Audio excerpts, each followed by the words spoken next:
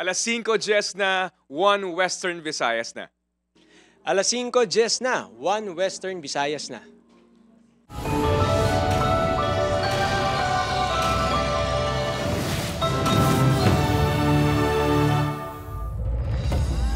Mga balitang atong tutukan subong nga Webes, pila ka mga konsumidor nagapanghakroy sa saka sa sukot sa kuryente. May palabuton pa ang pagsaka sa sukot sa masunod nga bulan. Saka sa sukot sa kuryente patuman sa Marso kasunod sa pagpasaka sa fit-all rate sa Transco. 2 patay, 3 pilason matapos mabungguan sa SUV ang angkar-angkar sa Haro. Isa pagid kay Do pilason matapos gintiros ang Indian target sa Murcia, Negros Occidental.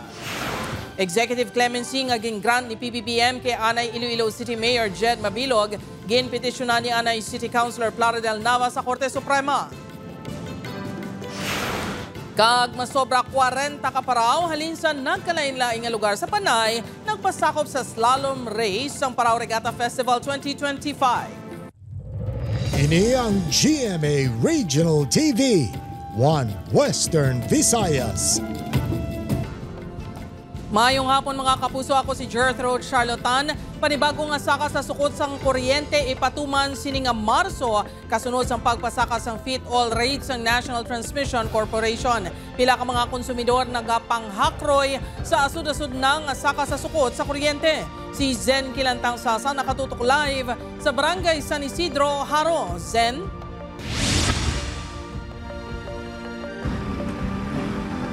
Jert, umpisa sa bulan sang Marso, lauman ang dugang nga palasanon sa mga konsumidor bangod may ipatuman na naman nga power rate adjustment.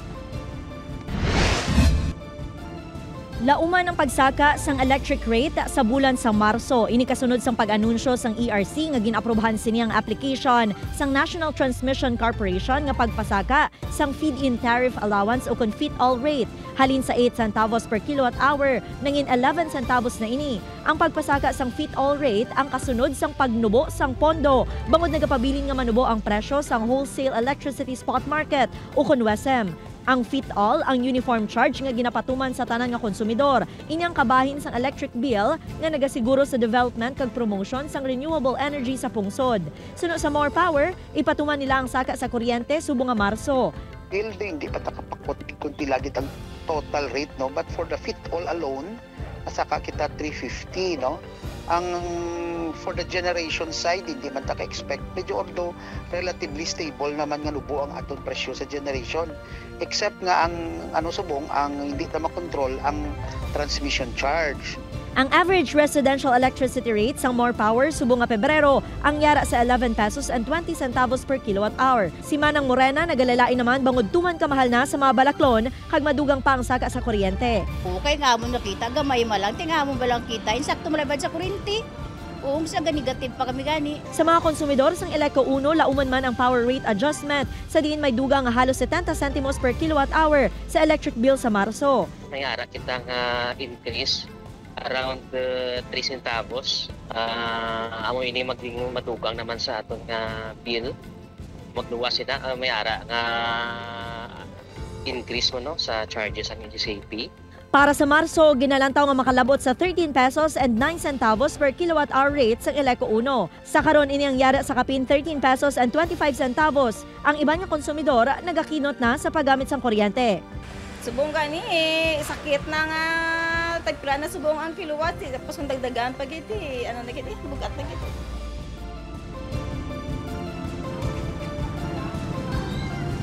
Jert, ginalantaw sang power distribution utilities nga magsaka pa ang sukot sa kuryente sa palabuton nga mga binulan bangod sang mataas nga demand sa tion sang summer. Jert? Madam Oged, ng salamat sa detalye kapuso at Zen Kilantang Sasa. Duha ang patay, 3 pilason matapos mabungguan sang SUV ang angkar-angkar sa Haro. Samtang rider pilason sang mabungguan sang auto ang iya ginasakyan nga motorsiklo sa Iloilo Sunset Boulevard. Si Zen Kilantang Sasa nakatuto. Nagalinapta ang mga sinapos sang utan nga karga sang angkar-angkar nga ini nga ginamaneho ni Ayan Portillo sa barangay Balantang Haro. Ini matapos nga mabungguan sang SUV nga ginamaneho ni alias Anton, 18 anyos pasado alas 11 kagabi. Sa investigasyon sang kapulisan, padulong kod tani ang angkar-angkar sa Iloilo Terminal Market agod magbulante samtang ang SUV ang halin sa banwa sang Laganes.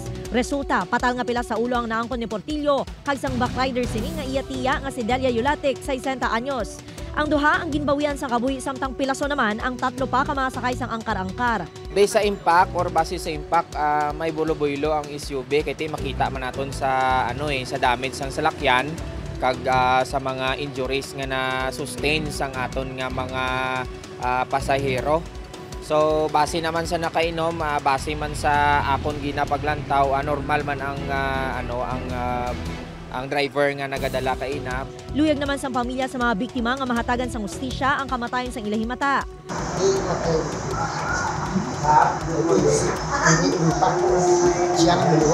Nagpaiway na nga magpa-interview ang driver sang SUV nga ginkustodiya sa Police Station 3. Gindala naman sa ospital ang driver sang siningang motorsiklo matapos mabungguan sang isa ka auto sa Iloilo Sunset Boulevard sa Sook, Arevalo. Ang aksidente ang natabo mga alas 9 kaina sang aga. Base sa impormasyon, nagikan sa Gloryville Subdivision ang motorsiklo nga ginamaneho ni John Ezardo Abong sang inyang nabungguan sang auto nga ginadala sang isa ka babayi. Base sa mga nakasaksi, ginyudyud pa sang auto ang motor sang pila ka metros. Naguba ang panguna nga bahin sang auto kag nabuka man ang windshield sini bangod sa aksidente. Upod kay Cirilo Randuque, Zen Kilantang Sasa, One Western Visayas. Para sa dugang ang mga balita sa Bacolod City, kag iban pa nga lugar sa Isla sang Negros kag Panay, mga kaupod ta si Adrian Prietos. Adrian? Yes, George, mga kapuso, madamo gid nga salamat. Bao, isa pa kaido sa banwag ihabol sa Murcia sa Negros Occidental, Pilason, sang gintiro sang Indian target. Asunod ng insidente sang animal cruelty ginatutukan na sang Murcia LGU. Nakatutok Ailey Pedreso. Duha ka adlaw matapos gintiro sang Indian target sa barangay Lumitik, Murcia sa Pebrero 24, ang ido nga si TikTok nga sa karon istabli na ang kondisyon. Isa naman ka ido sa barangay Kaliban sa amuman nga banwa ang gintiro sang Indian target sang wala pa makilalaan nga sospek. Nagaungot pa sa nawala nga tiil sini ang Indian target sang nahibaluan sang tag-iya ang natabo. Tuman kasakit ang nabatsyagan sang tag-iya nga si Tatay Rogasiano. Ang bata ko mo nakakita, lingyadot na nung nagabiliwig sa tiil sang ido, Indian target yun Kainan sang aga, nagpadulong sa lugar ang animal welfare advocates nga nagbulig man kay TikTok kag mabuligan nga mabulong si Bulldog nga nagapangluya. Though it's something hindi man mag-cause isang harm sa iya. Kung nag-start naman ta sa iyang treatment man, though alarming man siya. Maayo na lang suno sa veterinarian nga hindi malala ang pilas ni Bulldog kung ikumpara sa natabo kay TikTok. Sa karon padayon nga nagapaayo ang duha ka ido. Ginakondenar naman sa Murcia LGU ang duha ka insidente sa animal cruelty. Ang mayor right away naghimo gid sa iyang statement nga gina-condemn niya gid ang naghimo sa to. Kuan man siyang mahatag man siya reward kung sino ang maka-identify sang culprit. Kabay pa nga hindi na ini masulit. Wala nagatubang sa kamera ang hepe sa Murcia Police. Tugtog karon, wala pa natumod sa kapulisan ang naghimo sa pagpantiro sang India target sa duha ka ido. Ginaimbestigaran na sang NOCPO ang ini nga mga insidente kag nagpasalig nga magabulig agud matumod ang may kahimuan sini. May harapan kita nga mga kada investigation kita sa isa pa ding mga files sa complaint preparado na kita. Ang consideration sa ating investigation is to identify the suspects ng insidente. Upod Geruel Bangoy, Aileen Pedreso, One Western Visayas. Samtang mga puso, Executive Clemency ni PBBM kay Anay Iloilo City Mayor Jed Patrick Mabilog, ginkwestiyon sa Anay City Councilor sa Korte Suprema. Mabilog nagapati nga nag-agi sa legal nga proseso ang desisyon sa presidente. Si Kim Salinas, nakatutok. Formal nga nag-file kahapon si Anay Iloilo City Councilor Plaridel Nava sang petisyon for certiorari sa Korte Suprema tuhoy sa executive clemency nga gingrant ni Presidente Ferdinand Marcos Jr. kay Anay Iloilo City Mayor Jed Patrick Mabilog sang Enero 27. Ang executive clemency ang nagapabalik sang kinamatarong ni Mabilog nga makamoto kag makapadalagan sa politika. Sa petisyon ni Nava, ginpahayag sini nga unconstitutional ang paghatag sang executive clemency kay Mabilog bungod hindi makapasilabot ang Office of the President sa desisyon sang ombudsman. Ginpahayag man sini nga wala sang procedural due process ang natabo, bangod wala nahatagan sang tsansa ang publiko nga magsumiter sang oposisyon sang nag-apply ang anay alkalde para sa clemency. Ulihi nga argumento sini nga mag-grant lang ang clemency sa mga kaso kriminal kag hindi sa kaso administratibo. Kumpiyansa sinama nga pamatian sang Korte Suprema ang iya petisyon. Nagapati kami nga ang pag-atag sang clemency is just a political accommodation. It is not within the bounds of the law. Ginklaro man ni Nava nga ang tikang sini ang hindi pamulitika. It is not political. Hindi man ako kandidato. Si Mabilog hindi man kandidato. So ano dira ang politika? Mabilog has to suffer the consequences ng iyang pag-abuso sa pwesto. Ang paghatag clemency sa iya is baseless.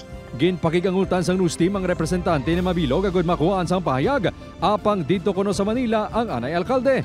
Apang sa ginpagawa sini nga statement, ginaabi-abi sini ang petisyon ni Nava bangod nagapati ini sa rule of law kag due process.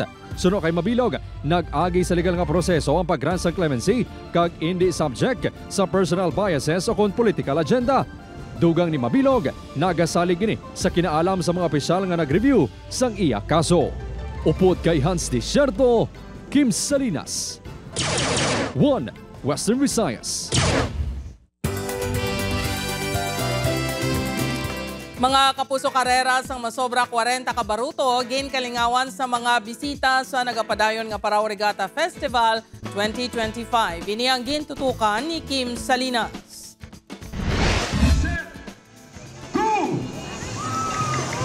Nangin masandukot ang tag sa kahit sang slalom race competition nga ginhiwat sa baybayon sang Barangay Santo Niño Sur, Arevalo nga isa sa mga aktibidad sa 52nd Iloilo Guimaras Parao Regatta Festival.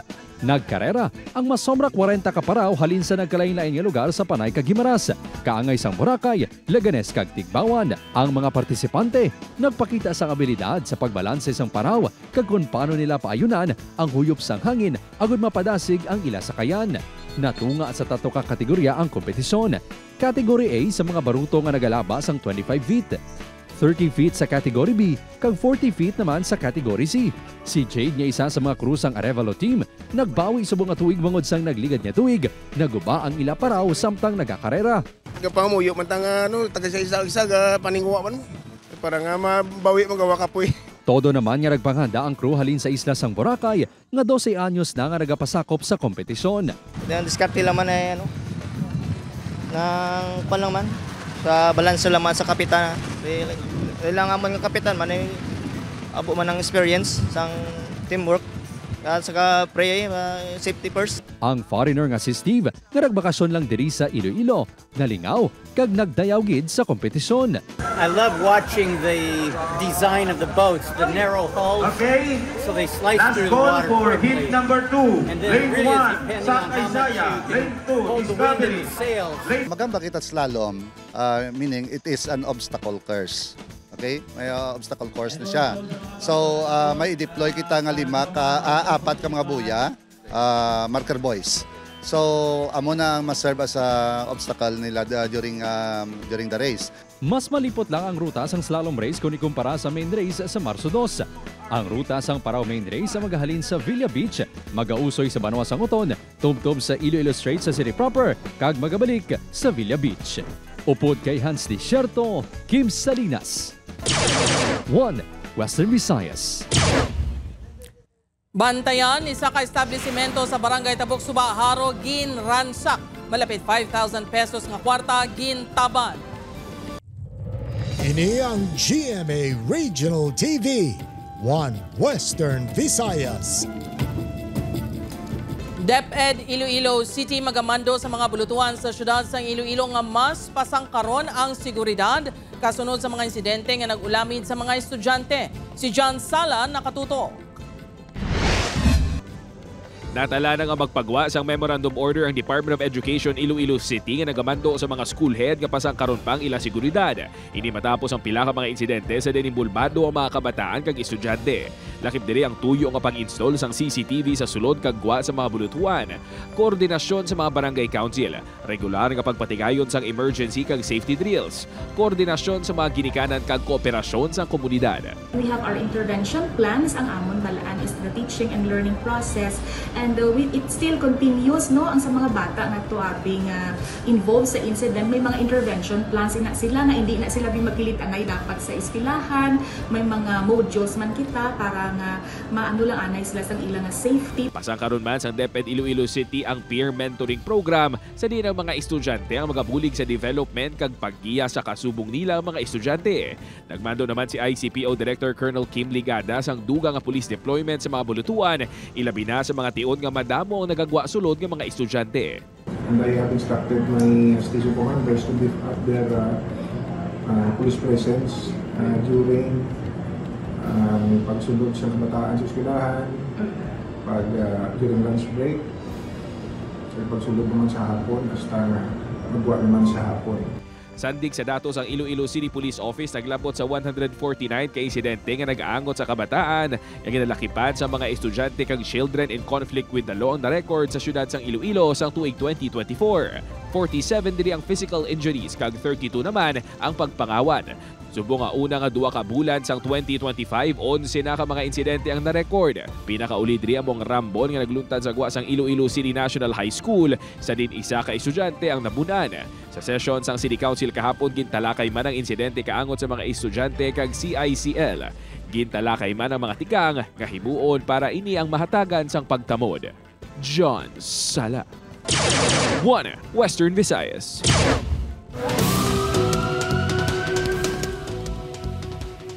Papuso sa Negros Occidental, dismissed police nga nagadumala sa isa ka poultry farm sa Bago City. Gintiro patay, nakatutok Aileen Pedreso. Pasado las 8:30 kainas ang aga. Ini ang sitwasyon sang taytay sa Barangay Tulao, Bago City, Negros Occidental. Temporaryo nga hindi maagyan matapos gintiro ang dismissed police nga si Rinaldo Bernel. Nakaagom ini sang igo sa ulo kang iban pa nga bahin sang lawas. Multiple gunshot wound to ang nasustain sa ato ng biktima. May mga gunshot wound nga na apparently nakita sa likod portion sa biktima and the same time sa front, no? Pag sa mismo sa iya nga ulo no may shots ano. Sakay sa van ng mga sospek nga tubtub subong wala pa makilala. Sunod sa kapulisan, nagadumala sa isa ka poultry farm sa lugar ang biktima. Antis ang insidente, nagdulong pa ini sa iya bata sa eskwelahan sakay sa motorsiklo. Posible, ginbantayan ini sang hindi magdumo sa 5 ka mga armado nga mga lalaki kag ginpaarakan sang luthang sa iya nga pagbalik. Na-recover ang 16 ka baseyo sang 5.56 mm kag 9 ka baseyo sang kalibre 45 nga pusil sa crime scene. Subong sir, sir, under investigation sir kay wala kung prior sang incident bala is may threat nga nabato ng atong victim or possible ano blang motive kung ginpadulungan sa news team ang poultry farm apang nagpaiway nga maghatag sa pahayag ang iban pa nga mga nagatrabaho. Upod Garuel Bangoy, Aileen Pedreso, 1 Western Visayas. Nagdangat sa malapit 5,000 pesos nga kwarta ang gintaban sang kawatan nga nagsulod sa isa ka establishmento sa Barangay Tabuk, Subaharo. Ginkakibot sang tagiya sang Agri-Poultry Store nga guba na ang doorknob sang baligyaan matapos madiskubrihan sang tricycle driver kay nasang aga. Base sa inisyal nga investigasyon sang kapulisan, puwersa nga ginsulod ang establishmento pinaagi sa pagguba sang doorknob. Ginapatihan nga kaina lang sang kaagahon sang ini ang ginkawatan. Wala sang CCTV camera sa lugar nga nakakuha sang insidente. Ginambalan niya ang tawo ko ginangaar di hulap sa akon. Kamo na gintawagan ako dayon. Sa dugang nga balita, nakapiyansa na si Iloilo Public Information and Community Affairs Office Head Nerio Luhan sa 3 ka cyber libel cases ini sa korte. Ang mga kaso ang ginpasakan ni Mayor Jerry Treñas. Ang piyansa ang nagdangat sa 48,000 pesos kada count ukon may kabugusan nga 144,000 pesos. Sa ginpakigangutan sa news team, ginklaro ni Luhan nga wala ini ginserbihan sang warrant of arrest bangod sang Martes, February 25 pa ini nagpiyansa. Ginulat sini nga mapermahan sang judge ang warrant kagilayon nga nagpiyansa. Magluwas sa ginapangatubang subong nga cyber libel cases, may 8 pagid ka reklamo sang cyber libel nga ginpasaka si Treñas bato kay Luhan sang damlag lang. Gintala na sa Mayo 14 ang arraignments sa cyber libel cases ni Luhan. Mapuso sa Bacolod City naman, vendors nga nagsaylo na sa temporary site nagreklamo sang pagbuog sang aso. Pila sa ila nagpahayag nga masakit na Yaring balita. Sa nagapadayon nga demolusyon sa Manukan Country Old Site, napilitan na nga magsaylo sa temporary site ng mga vendor nga sadto wala kung tani plano nga magplastar sa lugar bangod sa limitadong espasyo. Sa ila pagsaylo, nagdugang sa palaligban sang mga vendor ang pagpuog sang aso samtang nagaasal. Delikado gid, piktado gini ang lungs mo tungod sang aso. Itani ma-action na naninila nga ma-cover ni maaso kagutok katama. Ang iban sa ila, wala malikawan nga maglain ang pamatsyag. Ilongag sa puwak. Siyempre, tungod sa aso. Nakalabot na sa LG yung reklamo sa vendor. Sa subong, plano nga palaparon ng espasyo kung sa diin makaplastar ang dugang ng mga customer. Kung may customer, dasang kinadlan lang sang ato, kagsuga, okay kita da. Sa masunod nga semana, kung sa diin target nga makumpletong demolusyon sa Manukan Country, plano sa LGU nga magpatuman sa full road closure sa Dalan Ferrero. Opod, Kiril Casillo, Adrian Priatos, on Western Visayas. Kapuso, ready ka na bala para malabot ang imo career goals? Maghulag na kag mangin kabahin sang leading broadcast network sa Pilipinas. Yari ang mga bakante nga posisyon sa GMA Network.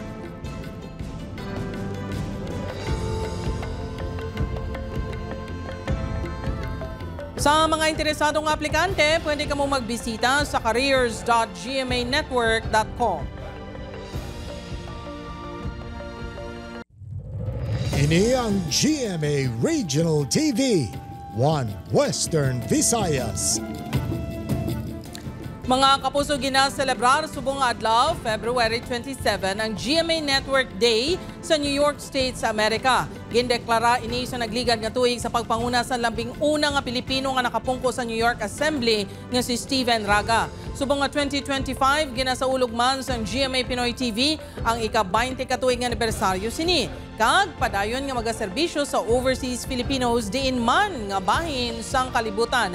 Happy GMA Network Day sa mga kapuso naton sa New York, kag happy 20th anniversary GMA Pinoy TV. Iloilo City LGU ginpasiraduhan ng isa ka pension house sa Haro bangod wala sa nagakaigo nga permits. Establishmento ginaaligar man nga nagapasulod sa mga menor de edad. Si Kim Salinas nakatutok. Ginpadulungan sa mga katapos ang Iloilo City Task Force on Morals and Values Formation kag Business Permit and Licensing Division ang isa ka pension house sa Lopez Haina Street, Haro, pasado alas 5 sang hapon kahapon. Iniagod issuance ang closure order ang establishmento bangod sa mga bayulasyon sa ordinansa sang syudad. Suno sa heads ng Task Force on Morals and Values Formation nga sang nagligad nga semana, nakabaton sila sang reklamo nga nagapasulod sa mga menor de edad ang establishmento sa tion sang class hours. Sang ginsekyar, may mga nakita ang Task Force nga naka-uniform nga naga-check-in sa counter sang pension house. Sa padayon niya pagpangusisa, natukiban niya wala sang nagakaigo nga permits ang establishmento. Wala man inis ang health card kag security guard. May CCTV, apang wala nagagana. Wais lang ang security guard nga nagabantay sa magsulod sa driveway sa Manila. Kung nalahamtong na ang sulod dira or mga minor de edad pa. Ginpadulungan sang news team ang pension house apang nagpaiway nga magatubang sa kamera ang manager. Ginpanginwala sini ang akusasyon nga nagapasulod sila sa mga minor de edad. Depensa sini, posible nga bangod sa ila nagagamit sang CR ang mga estudyante nga nagapangapi sa coffee shops sa atubang sang ila establishmento. May mga naga-board man kuno nga estudyante sa establishmento sang ila gin-take over ang lugar sa una nga semana sang Enero. Ginako man sang tagdumalahan nga na-delay sila sa barangay clearance kag ginaproseso pa ang kinahanglanon nga permits agud liwat mabuksa ng pension house. Samtang, ginpahayag sang task force head nga may isa pa kabalay palahuwayan sa barangay Santo Niño Norte, Arevalo nga pasiraduhan man matapos ma-rescue ang 17 anyos nga dalagita sa sulod sangin sang nagligad nga Pebrero 14. 5,000 ang iyang monetary nga fine. Makasuhan kamo kag may penalidad na mapilanggo kamo sa tugtog kita tuig. Upod kay Hans Desierto, Kim Salinas, One Western Visayas.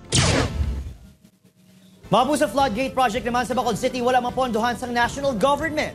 Mga barangay nga mas namig ginabaha, nagakabalaka sa ilang manging kaimtangan kung mag-inula. Yaring balita nga itong gintutukan. Nobyembre 2024 sang ginanunsyo ni Bacolod City Mayor Albi Benitez nga aprobado na sa national government ang 300 bilyones pesos nga pondo para sa inisyal nga pagpatukod sa 3 ka floodgates projects kag drainage sa syudad.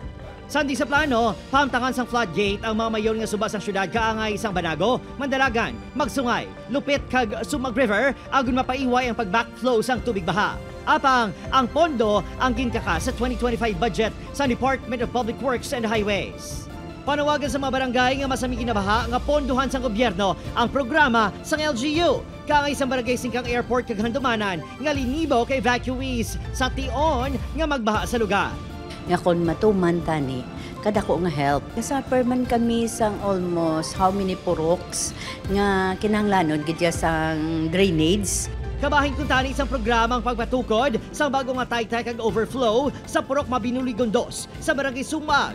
Oktubre pa sang ginbakbak ang overflow. Ang ini nga mga residente nga nagapuyo malapit sa Kabiguan Creek. Panawagan sa gobyerno nga talupang doon ang ila sitwasyon. Masami, suki ni sila sa evacuation centers sa tion magulan-ulan. Kabudlay man mga arkila na subong. Kapigado pa ng mga daan. Nga kadto to sa gin. Nga lapaw dis kapikang tubig kung mabaha di mo. Nga anaw gidi. Wala pa sa pahayag ang DPWH 6 angos sa kun nga wala madala sa pondo ang proyekto. Opo, Kiril Casillo, Adrian Prietos, Western Visayas. Mga kapuso, mark your calendars na bangod mangin memorable ang aton 52nd Iloilo Guimaras Parao Regatta Festival Experience kaupod ang Kapuso Stars. Maki-celebrate upod sa Ilonggo fans nga sanday binibining Marikit Stars Herlene Budol kag Kevin Dasom. Magapakilig man si Sparkle artist Sean Vesagas. Kilitay kita sa Domingo, March 2, 7:30 p.m. sa Santo Niño Sur, Arevalo. See you mga kapuso!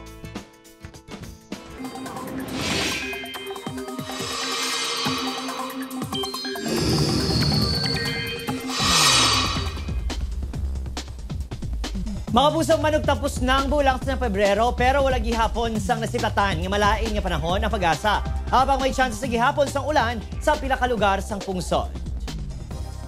Temporaryo nga nadula liwat ang epekto sang shear line pero padayon gihapon ang pagluntad sang amihan kag easterlies. 14.6 degrees Celsius on our record kaina sa Baguio City kag sa bahin sang La Trinidad, Benguet. Sa Tanay Rizal naman, naka-record sa 18.3 degrees Celsius. 19 degrees Celsius naman sa Kasiguran, Aurora, kag 19.3 degrees Celsius sa Abukay, Bataan. Base naman sa rainfall forecast sa Metro Weather, may chance sa lapta-lapta nga pag-ulan sa pinakabahin diri sa aton sa Western Visayas ug Negros Island region. Posible man ang ulan sa nabilin nga bahin sang pungso.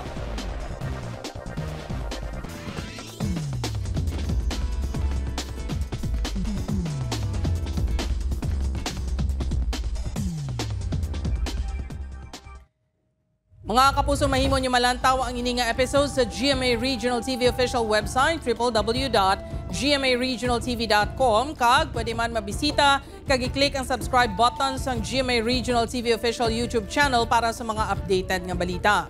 Sa aton mga kapuso diri sa Western Visayas kag Negros Occidental, subong man sa aton mga kapuso abroad, madamong gid nga salamat sa pagtutok. Mag-isa kita kag hibaloon ng mga balita tungod local news matters. Ako si Gertrude Charlotan, ini ang One Western Visayas, bugos nga puwersa para sa mas dako nga misyon kag mas masangkad nga pagserbisyo sa pungsod.